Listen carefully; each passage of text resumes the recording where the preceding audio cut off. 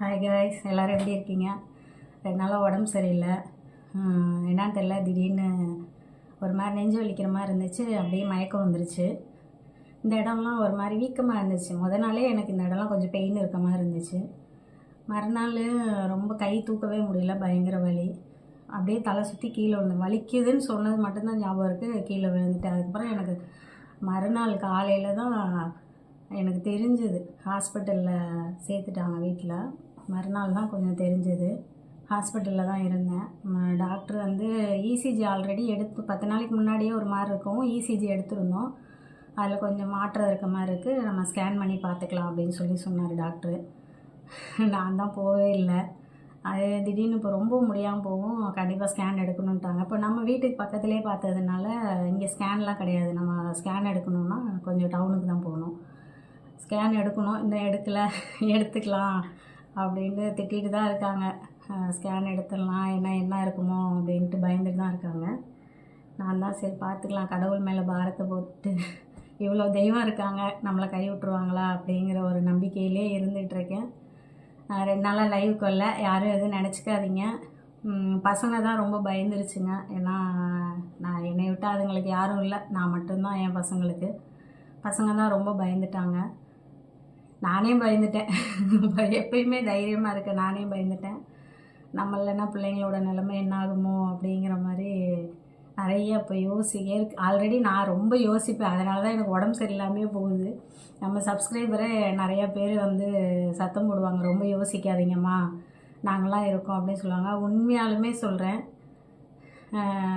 எங்கள் சொந்தக்காரங்களும் பார்த்துருப்பாங்க நாங்கள் போட்ட போஸ்ட்டை. யாருமே இப்போ வரையிலும் சரி, யாருமே எனக்கு ஃபோன் பண்ணி என்னம்மா எப்படி இருக்கேன்னு ஒரு வார்த்தை கூட யாருமே கேட்கல. ஆனால் சப்ஸ்கிரைபர் வந்து என் நம்பரை வந்து வாங்குறதுக்கு ரொம்ப கஷ்டப்பட்டுருக்காங்க நிறைய பேர். அதில் ஒரு 5-6 பேர் பேசினாங்க. அதில் ஒரு தம்பிலாம் அழுதுட்டான், அம்மா என்னம்மா குரல் இப்படி இருக்குது, ஃபோன் அட்டன் பண்ணோன்னே என் குரல் ஒரு மாதிரியாக இருக்கும். மறுநாள் வீட்டுக்கு வந்தோன்னே தான் ஃபோன் அடித்தோன்னே ஃபோன் எடுத்து என் குரலை கேட்டோன்னே அந்த பையன் அழுதுட்டான்.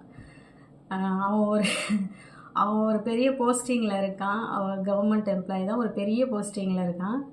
ஆனால் அந்த பையன் வந்து எனக்காக ஏன் அழுகணும்? எனக்கு அந்த சொந்தம் கிடைச்சது வந்து இந்த யூடியூப்பில் தான். ரொம்ப அழுது அப்படி அந்த பையன் ரொம்ப அழுது ரொம்ப ஃபீல் பண்ணார். அம்மா உடம்ப பார்த்துக்கோங்க, நாங்கள்லாம் இருக்கோம், நீங்கள் கவலைப்படாதீங்க, தம்பி தங்கச்சிக்கெல்லாம் நாங்கள் இருக்கோம், எதை நினச்சும் நீங்கள் கவலைப்படாதீங்க, என்ன உதவி வேணாலும் கேளுங்க அப்படின்னாங்க.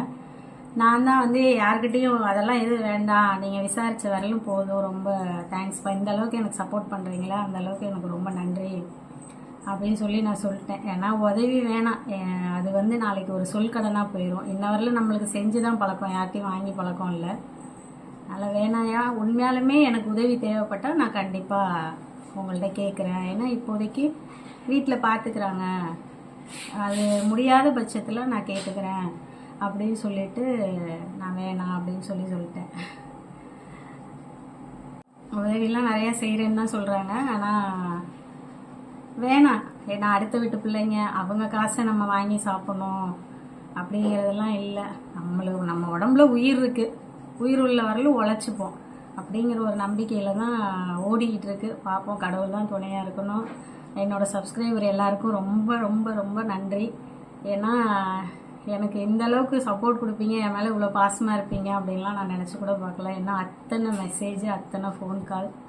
நாங்கள் இருக்கோம், எந்த டைமாக இருந்தாலும் சரி, அன்டைமாக இருந்தாலும் சரி, எந்த டைமாக இருந்தாலும் எனக்கு ஃபோன் பண்ணு. கோபிகாட்ட தான் எல்லாருமே பேசியிருக்காங்க, எனக்கு ஃபோன் பண்ணுமா, என்ன உதவினாலும் யோசிக்காமல் கேளு, தயங்காத, நாங்கள் இருக்கோம், உன் கூட பிறந்த அக்கா மாதிரி, உன் கூட பிறந்த அண்ணன் மாதிரின்னு அத்தனை பேர் என் பிள்ளைக்கு சப்போர்ட் பண்ணியிருக்கீங்க. என் பொண்ணு கூட துணையாக நின்றுருக்கீங்க.